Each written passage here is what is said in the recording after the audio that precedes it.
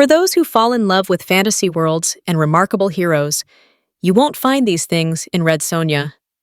Starring Matilda Lutz as the titular Sonja, a spin-off character from Conan the Barbarian, the film crafts a new and more fulfilling backstory for our hero, Sonja.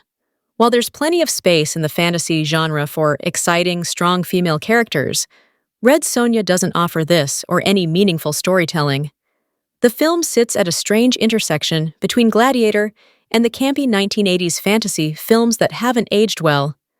After the critically panned 1985 attempt to bring the comic book heroine to life, this take on Red Sonja needed to justify the revival of a dying franchise. Unfortunately, the movie falls short in every possible way.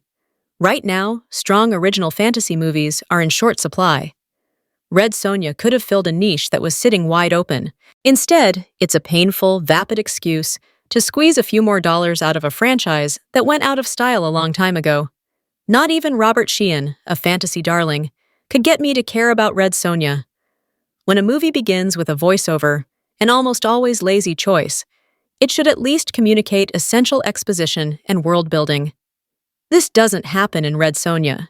Knowing more about the backstory of our main character would work wonders to make us care about her and the plot. However, the necessary context is sprinkled in strange bursts throughout the film's runtime, diminishing its impact.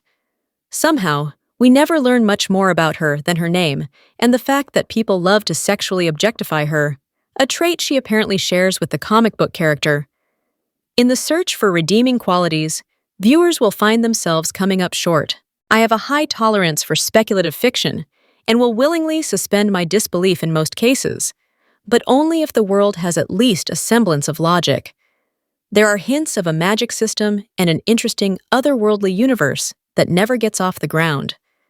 Instead of spending some of the overinflated runtime showing the viewer why we should care about Sonja and her quest to defeat Dragon, all we get is a lot of poorly written dialogue recalling events we never see.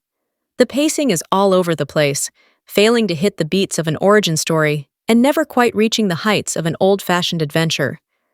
I wish there were characters or relationships I could point to that would absolve the film of some of its shortcomings in terms of plot, as this would at least spark some emotional investment. However, even when Sonja remembers the pain of losing her family and her culture, this pain is short-lived. For every conflict that's introduced, there is never a moment when the audience questions if there's a flaw in her plot armor. Not quite low quality enough to be campy, but still using CGI in ways that no one should have to see, Red Sonja is too plastic and manufactured to have the warmth and nostalgia factor of the films it pays homage to. There are a few action sequences that sneak by as almost passable, but their lack of emotional buildup or stakes makes them ultimately meaningless. As the minutes tick by, simultaneously, nothing and everything happens, and you'll be left wondering what you've spent the last 2 hours doing, because it certainly wasn't being immersed in a fantasy world. Though Red Sonja props open the door for her next adventure, it's safe to say no one will be subjected to a sequel. Sonja's last-minute decision to set off to see the world instead of settling down with the family she had supposedly been searching for her entire life is the kind of franchise setup we've come to expect from this genre. However, Red Sonja pales in comparison to even the most basic comic adaptations of the last few years. The line between the fantasy and superhero genres is blurry, and Red Sonja could have helped bridge this gap, heralding a new appreciation for the former. Instead, the movie makes it embarrassing to be a fan. Perhaps it's my own fault for seeking logic in the film, but the lazy storytelling ended up making me view the characters with even more contempt, as not only do I know nothing about them, but their choices are nonsensical. Red Sonja falls short of expectations from beginning to end.